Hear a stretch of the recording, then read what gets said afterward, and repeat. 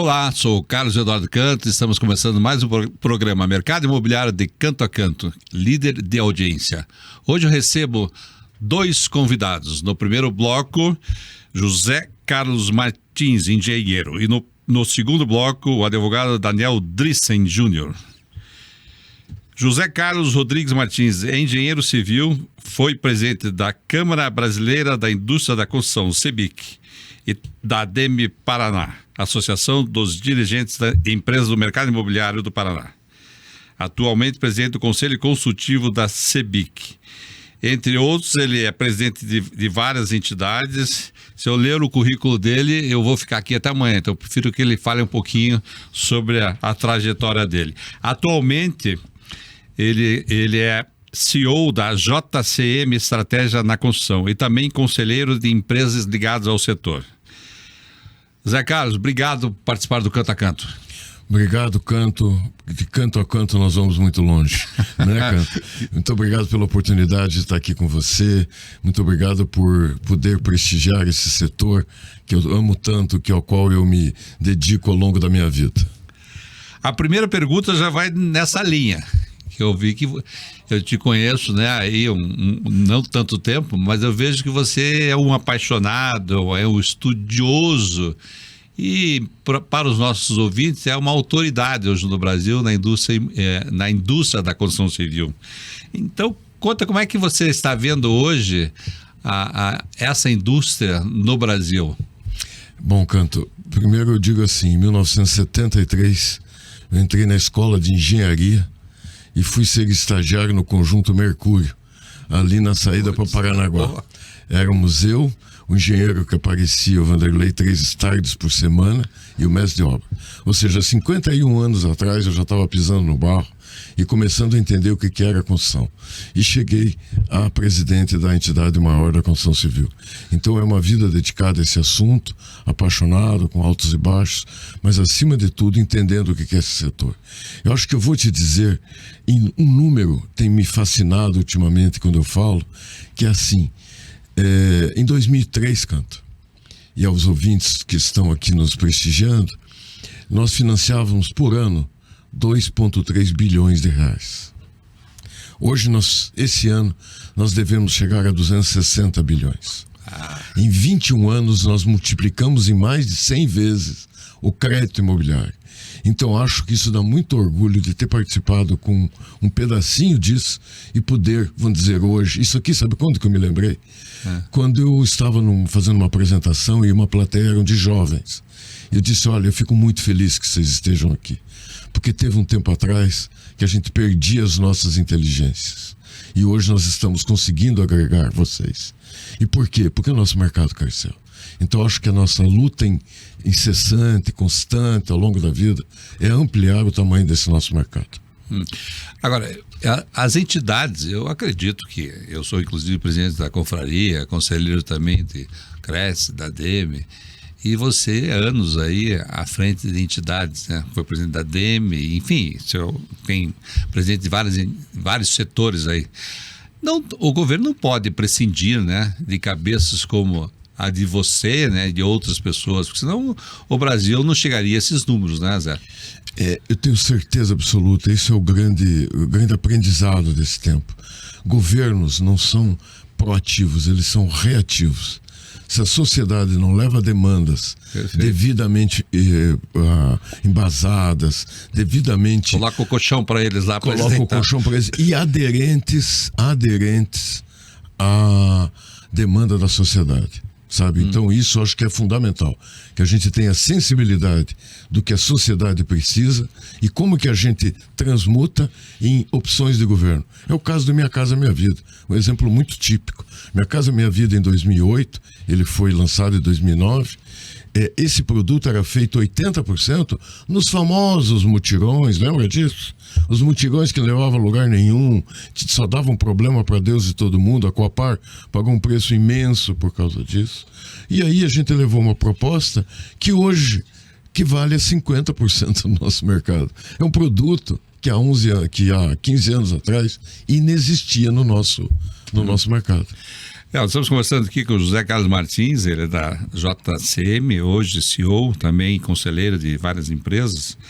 Agora, quando você entrou lá na CEBIC, eu estava lendo, tinham 40 e poucas entidades associadas, e você saiu e entregou com quase 100, né? Isso foi um marco, né? Você sabe que é engraçado, porque isso aí também são aprendizados. Eu fiquei 20 anos nesse modelo, né, Canto? Então, assim, quando eu fui para participar da CEBIC, existia uma tese que entidades era para um grupinho. E esse grupinho, de alguma forma, se usava as entidades para proveito próprio. Um conselhão, como diz. Exatamente. Então é o seguinte, eu disse assim, olha, se for assim, eu vou chutar o balde e volto para casa. Mas se não for assim, eu vou me meter no meio disso. E comecei a me meter e virei presidente. O que eu digo é o seguinte, às vezes é confortável a gente ficar longe. Então, esse trabalho que eu fiz de ampliar a base, vou te dizer, muitas vezes, poxa vida, uma entidade pequenininha lá de Macapá, né?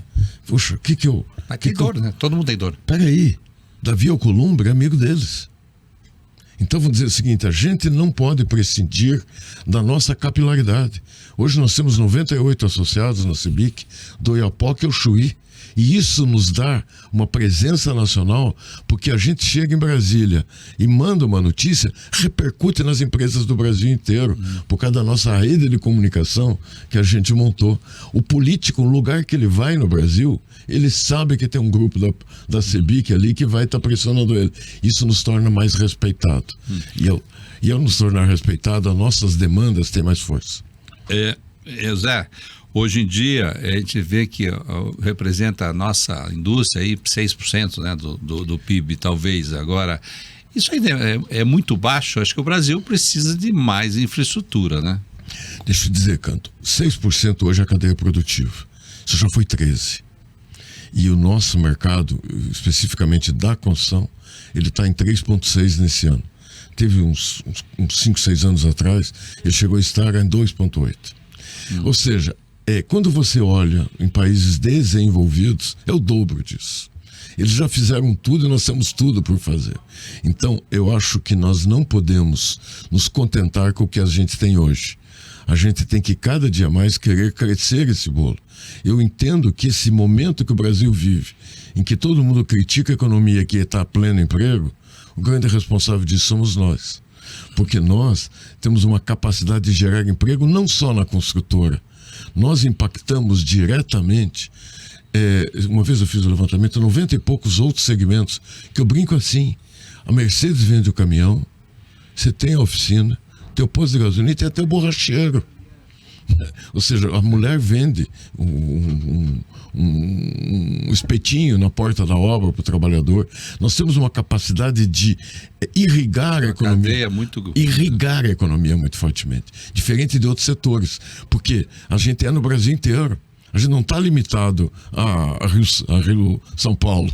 Né? Não estou fazendo investimento na Dutra. Não, estou fazendo na Dutra, no Rio Grande do Sul, estou fazendo no Amapá, estou fazendo no Acre. Né? Então, vamos dizer, a potencial de capilaridade é fundamental. E eu vejo que o lado político está percebendo. Eu tenho um número que me foi dado, Canto, que eu acho sensacional. Quando você pega os municípios campeões de emendas tão criticadas, que eu acho que a gente precisa rever esse conceito. Mas vamos dizer assim, quando você pega esses municípios campeões na relação emenda-população, 98% dos prefeitos se reelegeram. Ou seja, o cidadão percebeu que tinha obra, estava fazendo coisas para eles, e eles votaram. Então o político começou a entender que é bom investir na gente, que isso gera voto, percebe? Mas, Zé, quando eu vejo, estou 48 anos nesse mercado imobiliário como corretor de imóveis. Inclusive, o corretor nunca teve tão empoderado, que hoje 100% de qualquer obra, qualquer construção depende do corretor de imóveis. Agora, eu vejo que todos esses anos, dá aí um dado. Se tem construção, a nossa indústria sem chaminé, como disse, você tem construção, essa cadeia que você falou gira violentamente, naquela cidadezinha que você falou lá do Oiapoque, ou uma cidade lá no interior do Acre, porque é aquilo que ela movimenta espetinho, vai vender o salgado, tem sabe, no final de semana vai comprar uma carne ou vai fazer um frango, alguma coisa. Eu não consigo entender ainda por que o governo não vê que isso aí pode mudar muita coisa. Você participou desses 20 anos aí, como presidente da CEBIC, eu vi várias reuniões suas, né? E empoderou a CEBIC dentro do governo. Eu acho que isso foi o mais importante na tua gestão, foi empoderar a nossa construção civil dentro, inclusive participando, né? Você participou de conselhos da Presidência da República, mas ainda eu sinto isso, sabe, que eu falo que o Brasil vai sucumbir pela infraestrutura, modo de dizer. Então, se a construção civil é importante, hoje em dia já tem dificuldade na mão de obra, porque hoje em dia o filho do pedreiro, do carpinteiro, ele é médico, ele é engenheiro, é tudo mais. Então, eu não consigo entender por que não... E fala da demanda, primeiro para os nossos ouvintes, porque, para a gente não falar besteira, da demanda que tem o Brasil por moradia. Isso você veja. Aí tem um pouquinho de história, me desculpe, mas sempre eu acabo tendo que contar uma historinha para deixar mais claro para os nossos ouvintes que eles não têm obrigação de ter o conhecimento da gente. A construção civil, ao longo dos anos, ela serviu como que, vamos dizer assim, um refúgio para quem não tem capacitação. Não servia para nada, vai para a construção civil. E isso nos deu um custo muito grande de baixa produtividade e uma série de outros, de imagem, uma série de coisas. O que eu entendo, Canto, e nossos ouvintes, é que nós somos muito tímidos. Nós somos muito tímidos na hora de bater na mesa e exigir aquilo que nos é de direito. Nosso direito é muito acima do que nós temos hoje. Isso aí é uma questão que foi um trabalho que eu procurei sempre fazer, que é a união do setor. A gente só consegue demanda, a gente só consegue evoluir através da nossa união de demandas justas, de demandas corretas, embasadas tecnicamente, que leve à sociedade. Eu me lembro, por exemplo, quando a gente estava discutindo Minha Casa Minha Vida, que queriam botar um percentual na Constituição para carimbar dinheiro para a construção. O valor que a gente previa na época é infinitamente menor do que a gente tem hoje. Agora eu quero saber qual é o governante que tem coragem hoje de acabar o Minha Casa Minha Vida. Sabe o que é uma política de Estado? Vai mudar o nome. Não pode acabar com o programa. Então, você... E ainda ficou o nome marcado. Ficou o nome marcado, não adianta. Porque foi um sucesso, vamos dizer. Não, total. Um programa que inexistia, que era casa feita em mutirão, que não dava nada. Poxa, e a gente, de repente, esses dias eu perguntei, já foram feitas 8 milhões de habitações. 8 milhões de habitações, estou falando de 30 milhões de brasileiros que já foram beneficiados por um programa desse tipo, acessível a eles. Então, o que foi isso? Foi um programa que nós levamos. Um dia eu volto, em algum momento, que eu vou te contar a história real do Minha Casa Minha Vida. É maravilhosa como os bastidores disso tudo. As coincidências nos levaram até um programa dessa magnitude. Mas eu digo assim, nós somos tímidos. Eu brinco. Cadê o nosso programa de ambulância? Cadê o nosso programa de trator? Cadê o nosso programa dessas coisas todas que outros segmentos, inteligentemente, levam ao governo, resolvem um problema social e ampliam o faturamento deles. Farmacêutico, aí é uma prova. Farmacêutico. São muito bem organizados. Livro escolar. Ou seja, todos eles têm uma organização de levar e amplia o seu mercado vendo qual é a dor da sociedade. Essa dor é a falta de ônibus urbano, de ônibus escolar. Vamos criar um programa de ônibus escolar. Leva ao governo aquilo que eu falei. Governo são reativos. Eles não são proativos. E outra coisa, político vai onde dá voto. Se ônibus escolar dá voto, ele vota para ter ônibus escolar. Se casa dá, se hospital dá, se estrada dá, ele vai naquilo ali. Dentro dessa linha, eu gostaria de citar os centros das cidades, que hoje estão abandonados. E hoje temos aí um prefeito eleito para Curitiba. Curitiba é uma cidade referência, é conhecido no mundo inteiro, mas se vierem para cá no centro da cidade é um horror. Então, qual conselho você daria, dentro da tua experiência, para o prefeito, né? O que ele deveria fazer no centro da cidade? Porque tentaram de todas as maneiras, né? Todas as entidades, associações e tudo mais, mas hoje nós temos que resolver isso. E tem que resolver no primeiro ano do governo do Eduardo Pimentel.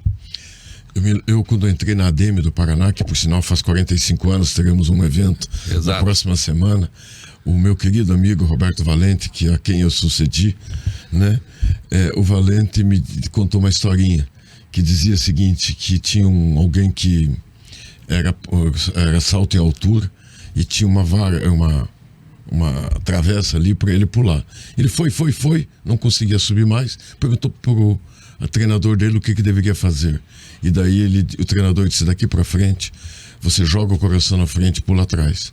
Então eu acho que a gente tem coisas que se a gente não põe coração, a gente não vai em frente. E na minha saída da CEBIC, eu justamente peguei 2 temas. Um é esse da reocupação de centros urbanos, pela paixão que eu tenho pelo assunto, sim, e também o da industrialização.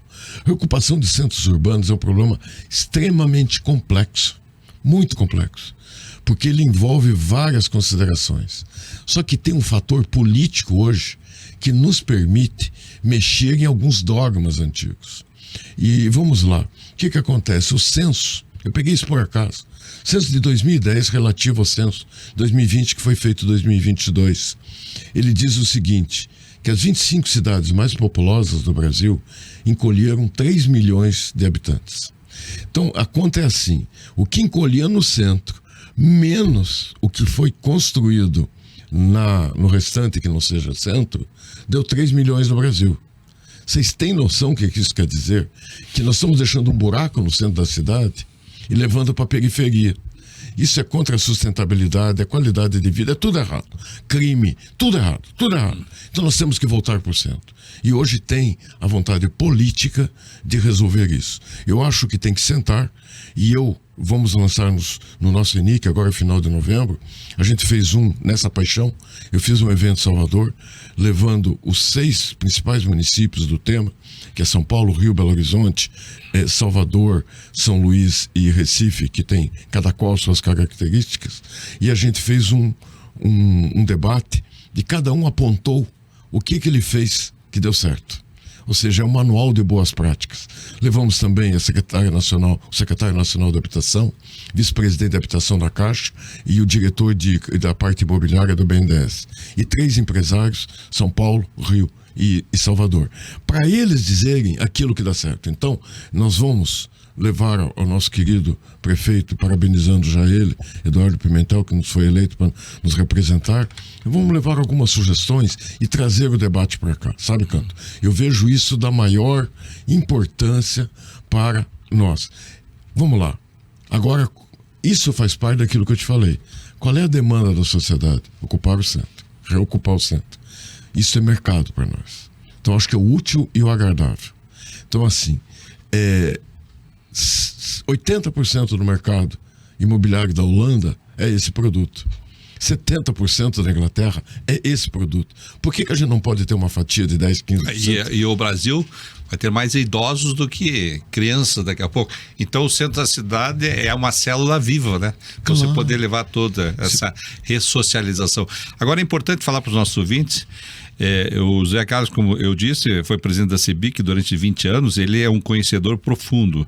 Então aqui é uma dica para os nossos prefeitos aí do interior do Paraná, para chamá-lo. Acho que ele está à disposição com a empresa dele, pelo menos prestar uma consultoria, fazer esses eventos numa cidade que tem ali uma região metropolitana. Eu acho muito interessante, porque senão essas cidades também do interior vão acabar virando uma Curitiba, se não se preocupar, não é verdade, Zé? Porque, vamos dizer, quando você começa a esvaziar o centro, você deixa um buraco. E onde que tem um buraco, essa coisa da obscuridade, ela acaba ocupando naturalmente. É isso que está acontecendo. Tente andar na Rua 15, 10 horas da noite. Não é possível. Parece um mundo de zumbis. Né? Parece nem aquele sábado, depois do almoço, dá. Pois é. que acabou o comércio e ainda acabou o negócio. Mas eu conversando com o falecido, né, o arquiteto, o prefeito de Curitiba, o governador Jaime Lerner, uma vez ele falou que, assim, pode dizer, estava tudo errado. Porque ele comentava que o centro da cidade é isso, tem que ser uma célula. Ele achava um absurdo. Eu falei, mas o que vai fazer? Ele falou, primeiro que os empresários, ele falou, universidade. A universidade, você faz um campus e leva todo o aluno para 10 ou 8 quilômetros do centro da cidade. Esse aluno tem que vivenciar no centro.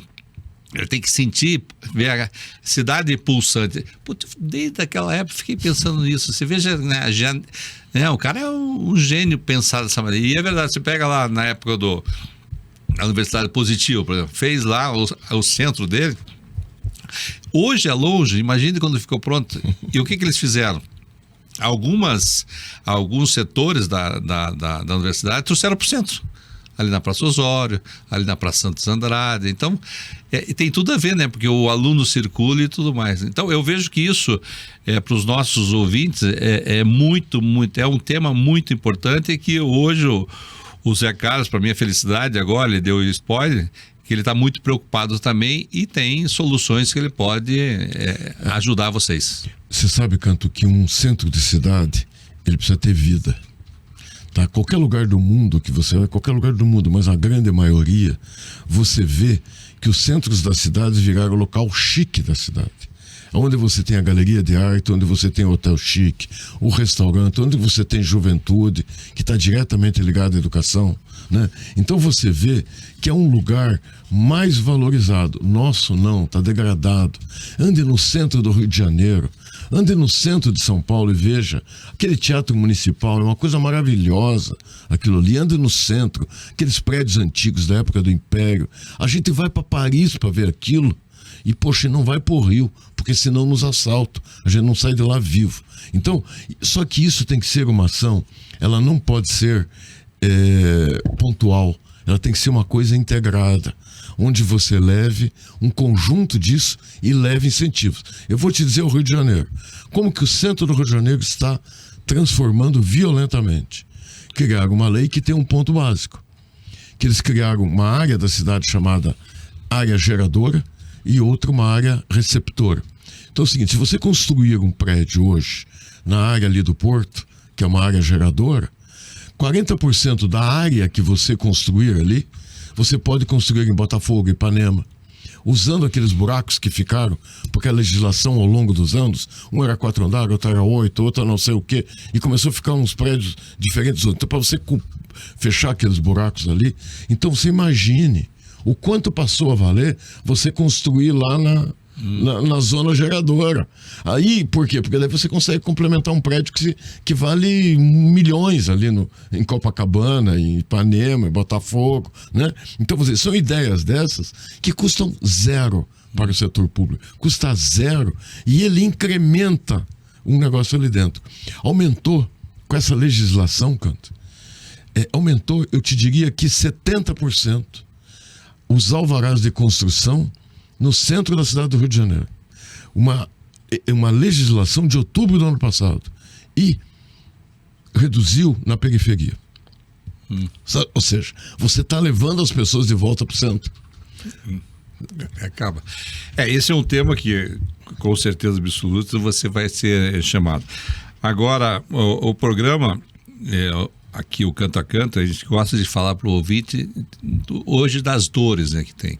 Então, por exemplo, a questão da demanda da casa no Brasil existe assim, é uma coisa estúpida, né, que necessita de casa. E dentro da Constituição existe, né, que é uma obrigação, direitos, mas esses direitos nem sempre... É aquilo que você falou, né? Pegou no múltiplo, né? Tem que ler, mas tem que cobrar de quem pode fazer. Agora, a parte da demanda que você conhece muito bem hoje no Brasil, e também falar para os nossos ouvintes a compra do imóvel e também o financiamento, que é muito importante. Falar, a Caixa fechou, a Caixa baixou, a Caixa é isso, aquilo que você falou está até numa exposição esses dias que eu estava olhando, que teve o presidente da Caixa Econômica em Curitiba, e você falou que a Caixa é 70% ainda. Mas vamos falar para os nossos ouvintes sobre essa questão básica da habitação. Pois é, então eu começo por isso aí. Dos 260 bilhões, 70% da Caixa Econômica. Tá? Quando a Caixa pegou e reduziu, ela reduziu essa coisa do que a gente chama de PJ tecnicamente, mas aquela parte que a consultora toma do banco para financiar o empreendimento e depois repassar os seus clientes, ela fez por causa de um problema que não está na nossa governança, infelizmente. A taxa de juro fez que tenham aplicações mais rentáveis, mais atraentes para o investidor do que a caderneta de poupança. Então, hoje já estamos com um problema muito sério enquanto não baixar o juro. Então, a Caixa teve que criar algumas metodologias para reduzir essa demanda. Ou seja, nós temos 260 bica porque está com o pé no freio. Se não tivesse, sei lá onde é que nós estaríamos. Então eu acho que isso é uma coisa que, primeiro, para quem tem interesse em comprar uma casa, não tem momento melhor do que esse. Não vejo um momento melhor do que esse. Por causa de juro, que está ainda num patamar relativamente bom, né? O fundo de garantia não tem problemas. O problema está só na caderneta de poupança, imóveis acima de 350 mil. Né? Isso é um problema estrutural que o setor vai ter que resolver. Porque a demanda existe, o cliente quer. E eu digo o seguinte sempre, Canto. Vocês, que são nossos compradores, nos deram uma lição. Vocês nos deram uma lição na pandemia. No instante que vocês, ao ficarem em casa, perceberam a importância que tem o lar, a casa e a família para vocês. Né? Porque todo mundo correndo, ninguém via direito. E hoje, todo mundo voltou a fazer o investimento na casa, porque ele sabe que é melhor investir numa casa do que investir em papel, do que investir numa bolsa, que investir no sapato, né? Então, vamos dizer, o consumo que o excesso de consumo, ele é um grande freio para o investimento. Só que todo mundo sabe como é importante ter a sua casa própria, legar, receber a sua família, os seus amigos, deixar a herança para os seus filhos. Isso é o sonho de todos nós. E eles nos ensinaram dessa importância. Nem nós sabíamos direito a importância que isso era para o nosso consumidor. E isso é uma dádiva que cada vez mais tenho certeza que o brasileiro vai em busca da sua casa própria. Nós estamos finalizando o programa, mas eu queria deixar aí um recado, minha percepção, que você falou muito bem nessa entrevista, é que nós temos que cobrar, dar o colchão para o político. Então, aí finalizando, eu queria que você falasse sobre essa questão que a gente tem que exigir dos políticos locais, né, dos vereadores, dos deputados. É a única maneira de ter, né, o nosso ouvinte ter mais fácil a casa própria. Seria isso, né? Perfeito, vamos dizer assim. O nosso consumidor, o nosso comprador, ele quer o imóvel, não tenho dúvida nenhuma, é o maior desejo das famílias. Nós temos que ser o intermediário de levar a sua demanda ao setor público e entregar soluções, porque quem está sentado numa cadeira de política, ele não sabe qual é a regra de um financiamento, como é que se entrega uma certidão. Ele é o generalista. Ele é generalista, ele não sabe. Nossa, levar tudo. Vamos dizer assim, ele não sabe, vamos dizer, como é que chega e aprova um projeto na prefeitura, com o cartório, o que isso prejudica. É nossa obrigação. Isso é uma responsabilidade da nossa parte de levar isso em frente. Então eu segui também o conselho na festa de 80 anos do Sinduscom. Me lembro que o Ratinho falou que, né, os prefeitos e a indústria da construção civil, as consultoras, têm que fazer os projetos. Fazendo os projetos ficarem mais fáceis de ter essas construções, né? Então eu achei fantástica essa colocação dele, né? Pedir aos empresários que fazem, o empresário aquele pequeno que tem consultora na cidade, vê que tem um gargalo, vamos lá, doa o projeto para a prefeitura, porque é muito mais fácil depender hoje em dia de uma licitação. Mas eu acho que a tua experiência, como eu falei, a tua autoridade, com certeza absoluta, vou te chamar aqui de volta para a gente falar sobre um tema que é muito importante, que seria a reforma tributária, que hoje talvez não seja o momento, porque que vai adiantar. Vamos esperar um pouco com a tua experiência, você circulando pelo Brasil, você voltar aqui para a gente poder falar sobre isso, o que realmente vai acontecer dentro da construção civil. Canto, já te agradeço de antemão, muito obrigado pela oportunidade. Sempre que você quiser, os seus ouvintes, estarei à disposição. Mas vou só para dar um spoiler para a próxima, então. Tá. 3 momentos da construção que eu vivi nos últimos anos. 2004, a Lei 10.931, que criou a alienação fiduciária, depósito incontroverso. 2009 veio Minha Casa Minha Vida. Foram os 2 grandes motores para chegarmos até hoje. Só que agora veio a reforma tributária. Ela é tão importante quanto esses 2 fatos, porque ela vai revolucionar o nosso modelo de negócio. Então, acho que isso é importante, que todo mundo esteja antenado. Mais uma vez, muito obrigado e agradeço demais a quem nos prestigia com essa audiência. Eu que agradeço. Esse foi meu amigo José Carlos Martins, hoje CEO da JCM. Entre lá no site dele, até tem um site aqui, jcmestratégia.com.br. Obrigado pela entrevista, vamos para um rápido intervalo, espera aí, já voltamos. Continuamos com o programa Mercado Imobiliário de Canto a Canto, agora recebendo nesse bloco Daniel Drissen Jr., advogado formado em Direito pela Universidade Federal do Paraná. Desde 2022 ele é presidente do Colégio Notarial do Brasil, Seção Paraná, onde se destaca por seu compromisso com a modernização e valorização dos serviços notariais do Estado. Atualmente titular do 4º Tabelionato de Notas de Curitiba, desde 2017. Cargo que ocupa após ser aprovado no concurso público de provas e títulos para a outorga de delegações de notas de registro do Estado do Paraná, realizado pelo Tribunal de Justiça em 2012. Daniel, obrigado por participar do Canto a Canto.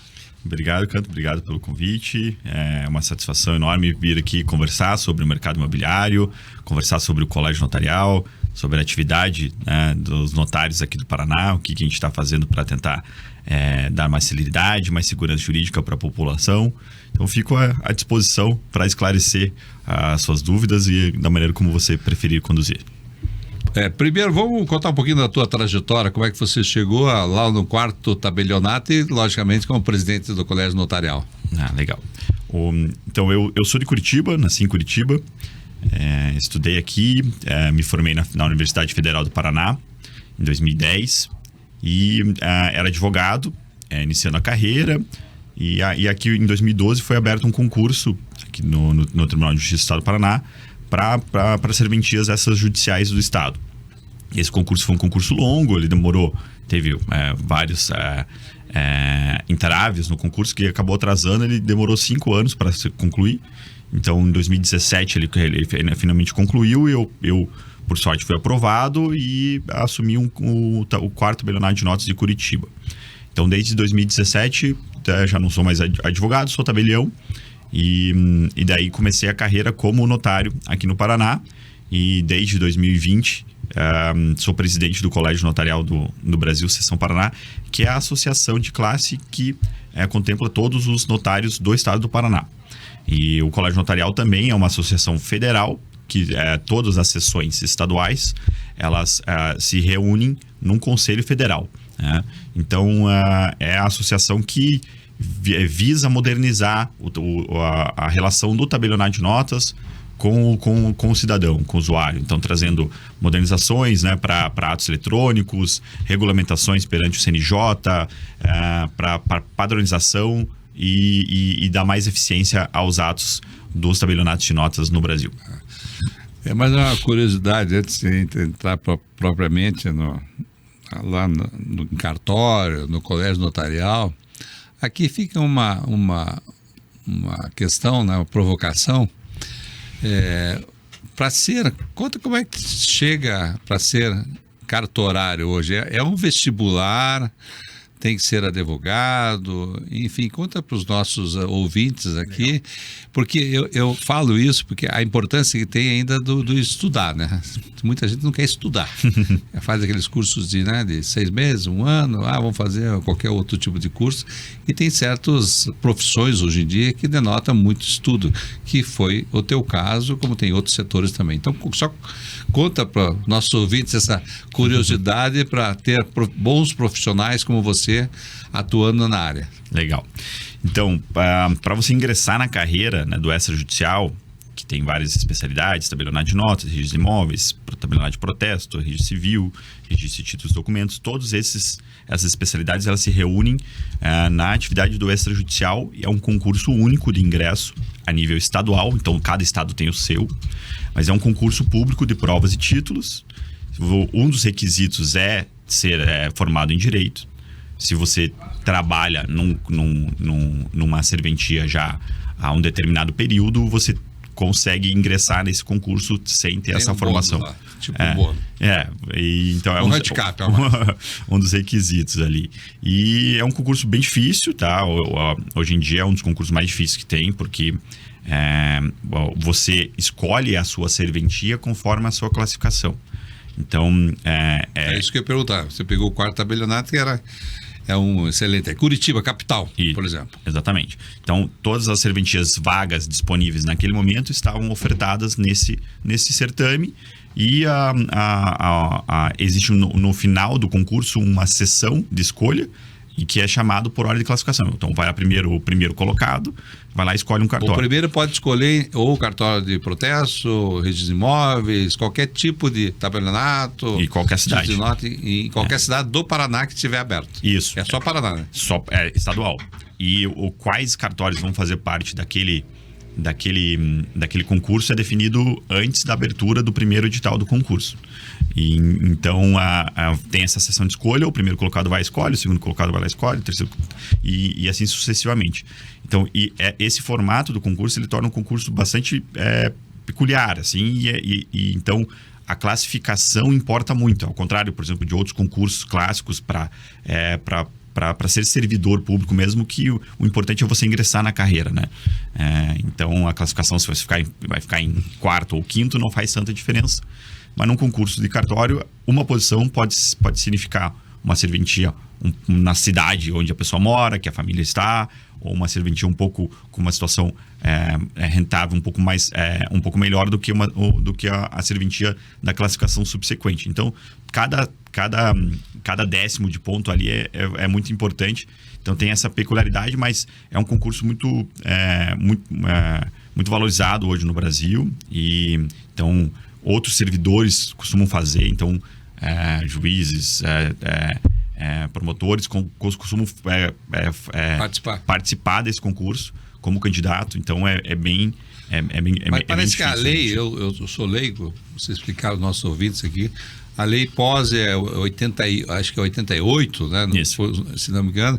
Mas hoje, o concurso, você falou que 5 anos, né, para fazer.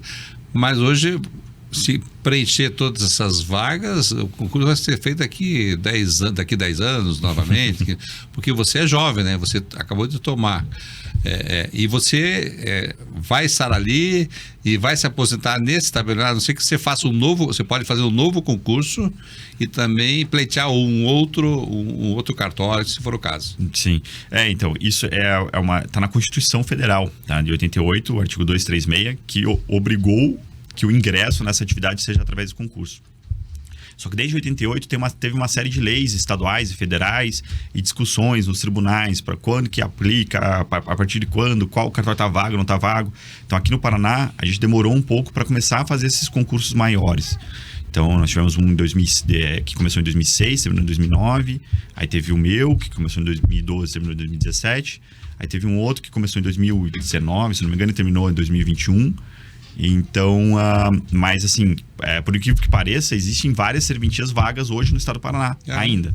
Porque tem essa discussão da situação jurídica, né? E o concurso de cartório, por ser a nível estadual, então ele no Brasil tem vários concursos correndo ao mesmo tempo. Então, às vezes a pessoa passa aqui e ela está bem colocada em outro estado. Então, acaba que ela... A pessoa faz vários concursos, né? Entendi. Então, pode ser que a pessoa não fique aqui para sempre, né? Sei. É o que seria a intenção, né, do tribunal, e a nossa intenção como classe também, valorizar as pessoas que aqui permanecem, os talentos que aqui permanecem. Mas, infelizmente, acabam que algumas pessoas saem e o cartório se torna vago novamente e vai para concurso novamente. Então tem essa... Finalizando esse tempo, para a gente entrar aí propriamente numa conversa mais de interesse de serviço, mas eu tenho uma amiga, que é a Carolina Ferri, lá de Londrina, Sim. primeiro registro de imóveis, Sim. que eu conheci ela há anos atrás, é uma estudiosa, sempre está ali nos primeiros lugares. Sim, sem dúvida. E ela foi aqui do cartório do Portão, em Curitiba. Sim. E depois, com um concurso, conversando, ela falou, Canto, tô indo embora. Eu falei, pô, como tá indo embora? Chegou aqui, dinamizou, remodelou o cartório, ficou... Eu falei, não, eu estou escolhendo umas cidades pelo Brasil, né? Ela tinha uma cidade, tem Santa Catarina, tinha São Paulo e tudo mais. Daí ela falou, tem Londrina, tem lá o primeiro registro de imóveis. Eu falei, pô, então vá para Londrina. Brinquei com ela, né? Porque eu sou londrinense. Daí passou um tempo, ela falou que ia visitar e assumiu o registro de imóveis de Londrina. Até fui na festa dela, de 40 anos, o mês passado. É uma querida, quero inclusive mandar um beijo para ela. Inclusive, ela está convidada a participar aqui do Canto a Canto para poder falar sobre, né, o registro de imóveis. Sim, cara, a Carol é uma querida colega e ela está no primeiro registro de imóveis de Londrina. Ela passou no concurso desse 2006 e assumiu o portão. E depois ela passou no concurso de remoção, no meu concurso. Porque o concurso de provimento, que você ingressa na atividade, e o de remoção, eles andam juntos.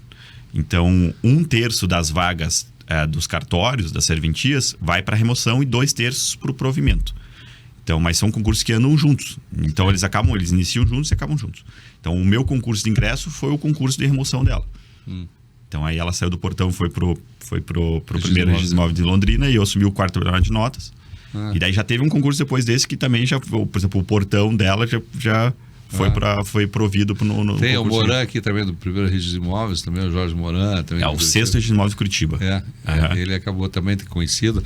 Mas você veja, a gente fala sobre essa questão da importância do cartório. Então, deixar bem claro aqui para os nossos ouvintes que cartório tem que estudar, tem que fazer concurso, não tem jeitinho mais. O Brasil acabou o jeitinho do filho do cartorário de assumir, enfim, ou sobrinho, ou amigo, né? Isso aí... Não passa de pai para filho, tem que estudar e fazer uma prova. Hoje em dia acabou. E logicamente, uma profissão, como fazer um cargo dentro da parte jurídica. Agora, vamos falar do Colégio Notarial do Brasil, quando você já estava no colégio antes de ser presidente? Já, eu fiz parte de 2 diretorias, né? Assim que eu entrei, então aqui no Paraná, como a gente demorou um pouco para fazer esses concursos maiores, no meu concurso foi um concurso bem grande, então muita gente entrou na atividade, né? Então teve uma mudança, que foi muito bom, que deu essa oxigenada, né, na atividade. Muitos jovens hoje em dia eu vejo nos cartórios de Curitiba, né? Exatamente. Eu só lidava com os dinossauros. Hoje meus amigos estão todos me ouvindo aqui, estão todos em casa, já aposentados, né? Só dinossauro. Hoje eu tenho garotada. Então, e aí acabou que surgiu essa oportunidade de eu fazer parte da diretoria logo no começo da atividade, né? E então aí fiz parte de 2 diretorias. E aí, em 2020, eu assumi a presidência e lá estou até hoje. E foi um período bem importante assim, para o colégio, porque... Quando foi fundado o colégio? O Colégio Notarial do Brasil? O Colégio Notarial do Brasil, aqui na seção Paraná, ele tem mais ou menos uns 40 anos. Tá? Mas não era tão divulgado. Assim. Não. Mesmo eu, né, que estou no setor... Ele não é divulgado. Então, hoje, assim, já fala emendando o objetivo do notarial para a população. Então, e aí o Colégio Notarial ganhou esse protagonismo, né, na atividade também com os atos eletrônicos. Então, com a pandemia em 2020, que também coincidiu mais ou menos com o início da minha gestão, nós, do Colégio Notarial do Brasil, Conselho Federal, nós desenvolvemos uma plataforma para padronizar o serviço eletrônico num tabelionato de notas no Brasil. Então, hoje, você consegue fazer 100% dos atos que você faz dentro de um tabelionato de notas, você faz online através do seu celular. Então, isso foi assim, um marco, um divisor de águas que foi impulsionado pela pandemia, que a gente já estava desenvolvendo antes da pandemia, mas a pandemia, aí realmente surgiu essa necessidade, essa urgência para a gente colocar em prática isso. E hoje, assim, no cartório, 70% dos atos que eu faço tem alguma característica eletrônica. Agora, como eu te falei, são perguntas de leigo. O notarial, você falou tabelionatos, mas todo setor, cada setor, protesto também tem a sua parte, pode fazer. daí tem a parte do registro de imóveis. Todas as especialidades que a gente chama, né? Também caminharam para esse sentido. Então, todas da automatizadas, virtuais. Isso. Hoje em dia, o protesto você também consegue consultar online, você consegue fazer baixa de protesto online. Isso, a minha serventia não trabalha com isso, mas eu sei do trabalho dos colegas que eles têm essa central também de protesto. O registro de imóveis, hoje em dia você consegue tirar um espelho de uma matrícula de maneira instantânea pela central, você consegue fazer o protocolo do registro de maneira eletrônica, porque eu como tabelião, meus atos são levados para registro, então eu sei que a gente faz esse trabalho de pedir certidões, de fazer protocolo de registro, tudo de maneira online. Da mesma forma no tabelionato de notas. Então, eu preciso fazer uma procuração, estou viajando, estou no exterior. Não, você baixa o seu aplicativo do e-notariado, você consegue participar do ato, você consegue participar da escritura por videoconferência e assinando eletronicamente. Isso e dentre as outras tantas formas. Mas, aliás, de participação. O corretor faz 48 anos. Imagine 48 anos atrás fazer uma escritura. Entendeu? E geralmente o prestador de serviços, né? Corretor, ele recebe seus honorários na época da escritura. Então, às vezes ele levava 30 dias, 60 dias para fazer registro, 30 dias, mais 60 dias. E hoje em dia, a gente tem lá no escritório, né? Faz tudo. Quer uma certidão, quer um registro, eu ligo lá agora, mando uma mensagem, dali 2 minutos está na tua mão tudo, né? Então, essa facilidade que tem. Agora, a pergunta é, Seção Paraná, todo o Paraná, ele está, hoje em dia, linkado, está online, todos os cartórios? Sim. Hoje em dia, todo o tabelionato de notas é obrigado a estar cadastrado e com a plataforma funcionando, né? E isso foi promovido pelo CNJ. Então, o CNJ que coordenou e organizou através de normativas, provimentos. E assim, no começo não era obrigatório, mas assim, isso evoluiu, que hoje em dia 100% dos tabelionatos de notas no Paraná estão dentro dessa plataforma e você consegue trabalhar de maneira digital nesses atos. Aí vai a pergunta. Antigamente os cartórios eram, né, gigantes. 100% online. O que vai ficar mais no presencial lá, então? Assim, é uma questão cultural, né?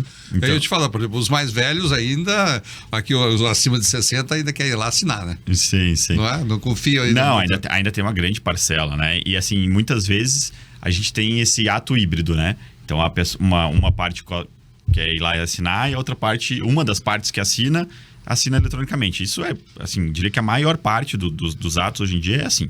Tá? Então, apesar de muitos atos a gente ter essa particularidade de ser online, na verdade ele também tem uma participação física presencial. Então ainda tem bastante movimento nas serventias presencial. Então eu acho que assim, a evolução, né? Talvez daqui a algumas gerações assim, a gente tem um percentual maior para 100% online, né? Mas agora, eu também noto, que eu acho que os ouvintes, que nos cartórios, antigamente, você tinha lá o seu conhecido, como eu falei, tem amigos de anos, se fazia diretamente lá. Hoje eu noto que as pessoas procuram, que os serviços são praticamente parecidos, né? Então vai muito do atendimento, mudou muito, não é mais aquele conhecido meu, entrou no cartório. Então existe uma diferenciação ou é só atendimento?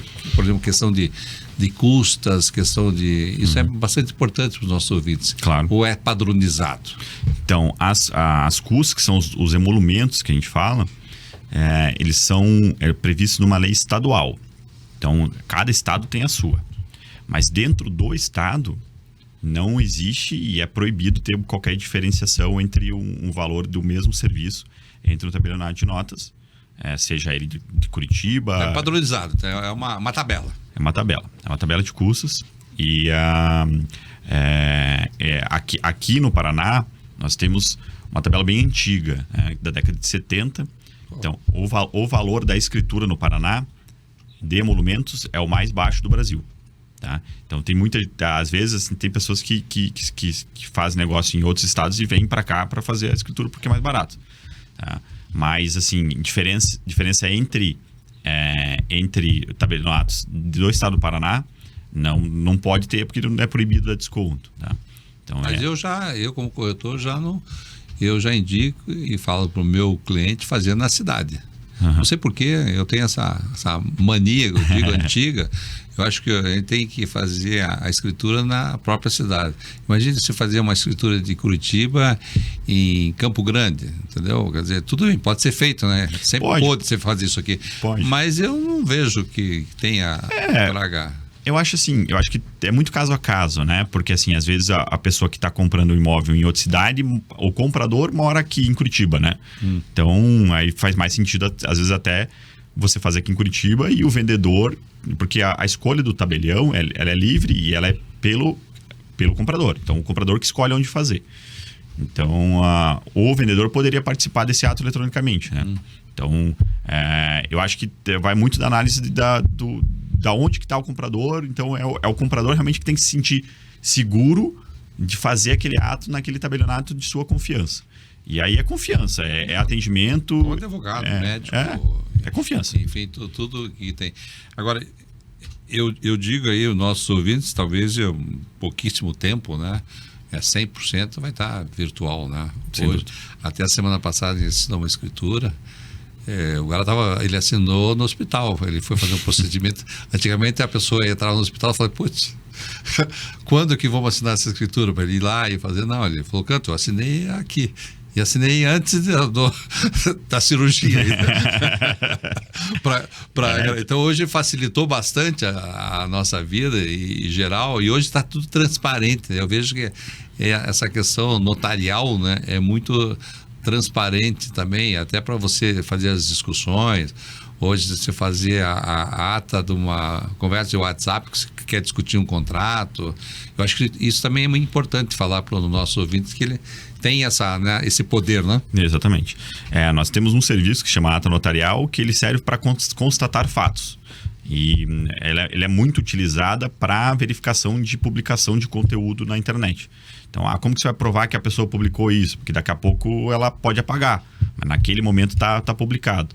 Então, a ata notarial tem esse condão de atestar que naquele dia, naquela hora, foi acessado determinado conteúdo e o conteúdo estava lá. E não só para a internet, também para situações fáticas do dia a dia. Para entrega de imóvel alugado, por exemplo, você quer provar que deixou tudo certo, ou pelo contrário, a imobiliária quer provar que não estava tudo certo.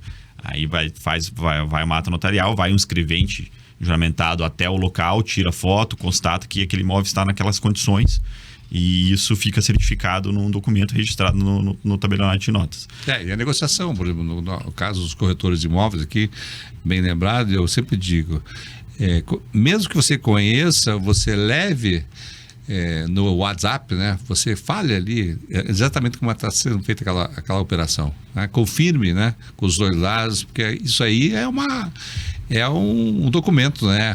Só você registrar está comprovado, né? Exatamente. E aí nós temos vários serviços novos, assim, isso que a gente podia ficar falando bastante tempo aqui. Um dos serviços novos recentes que a gente tem envolve a ata notarial, que é a ata para fins de uso capião extrajudicial.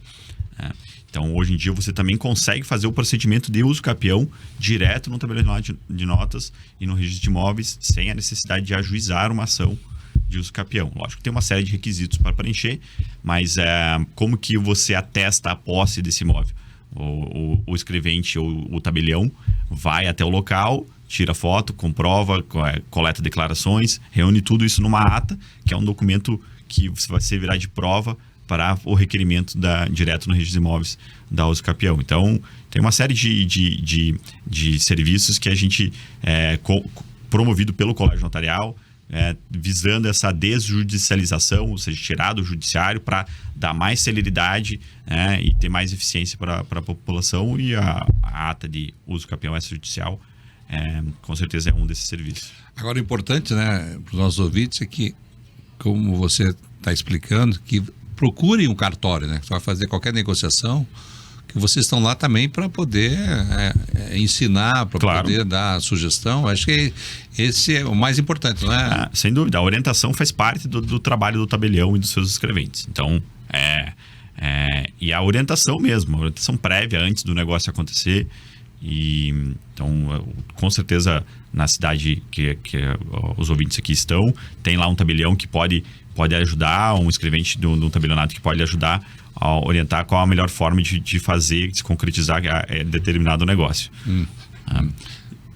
Me diz o seguinte, a questão do ITBI hoje em dia está muito em voga, né? Fala um pouquinho sobre o ITBI. O ITBI, a gente teve aqui recentemente em Curitiba uma interpretação da Vara de Registros Públicos aqui de Curitiba, que também foi provocado pelo Colégio Notarial, para uma definição de uma interpretação se era necessário o ITBI ser recolhido ou não antes da escritura. Tá? Porque na nossa lei do municipal aqui de Curitiba, a gente estava com essa dúvida e existem decisões dos tribunais superiores dizendo que o momento do recolhimento do ITBI é o momento da transferência da propriedade, que é no registro e não na escritura. E aí ficava essa discussão, e aí recentemente a gente conseguiu essa interpretação da Vara de Registros Públicos, que aqui em Curitiba não é mais obrigado você recolher o ITBI antes do registro, ou seja, você consegue fazer a escritura sem recolher o ITBI. Mas assim, a gente recomenda que recolha, entendeu? Por quê? Porque você já vai levar para registro, não faz sentido. Mas assim, dependendo do caso, às vezes tem alguma situação que realmente a pessoa tem que aguardar para levar para registro, faz parte da negociação ali entre as partes, e é interessante e conveniente que seja recolhido posteriormente. E antes você não tinha essa faculdade, apesar das decisões dos tribunais superiores assim orientar. Então agora aqui em Curitiba a gente também consegue fazer isso. Depois você só é dono do imóvel quando você registra, né? Antigamente você pegava a escritura, registrava depois, acabava também. Mas então, chegando ao final do programa, tem alguma coisa que você gostaria de falar para finalizar essa tua bela entrevista aqui para os nossos ouvintes? Não, eu tenho a agradecer. Eu convido aos ouvintes que baixem o aplicativo do e-Notariado, que é o nosso aplicativo, nossa plataforma de serviços eletrônicos. Lá você vai conseguir fazer uma série... É um aplicativo, então. Como é que é o... E-Notariado. E-Notariado. Então está disponível para Android e iOS. O aplicativo é gratuito. O certificado que você consegue emitir lá é gratuito também, então você não paga para emitir o certificado. E pode pedir todos os serviços por ali. Pode pedir todos os serviços por ali. A gente tem uma série de serviços. A gente tem até um serviço recente chamado Autorização Eletrônica de Doação de Órgãos, que é totalmente gratuito também. Então a pessoa consegue, ali na plataforma, escolher quais órgãos ela quer doar, se ela quer ser doadora ou não. Eu mesmo vou entrar lá já e vou fazer. E falo para todos, né? Existe uma necessidade muito grande hoje em dia disso. Sim. Através disso. Então, aquelas pessoas que estão aí hoje nos escutando, né? Agora, 1h entra lá, né, no aplicativo e já doe seus órgãos. Isso aí, tem que promover a doação de órgãos. Exatamente. Então, isso aí já realmente já vale bastante a tua dica aí. Obrigado. Então, muito obrigado, né? E falando, o Daniel é titular do 4º tabelionato aqui em Curitiba, que fica na... Marechal Deodoro, número 40, entre a Marechal Floriano e a Doutor Muricy. Ok, então vamos lá bater um papo com o Daniel, tenho certeza que vai recebê-lo muito bem. Esse foi Daniel Drissen Júnior, obrigado pela entrevista. Assista essa e outras entrevistas no canal do YouTube da Top View. Espero vocês no próximo sábado ao meio-dia, aqui na Jovem Pan News. Excelente final de semana.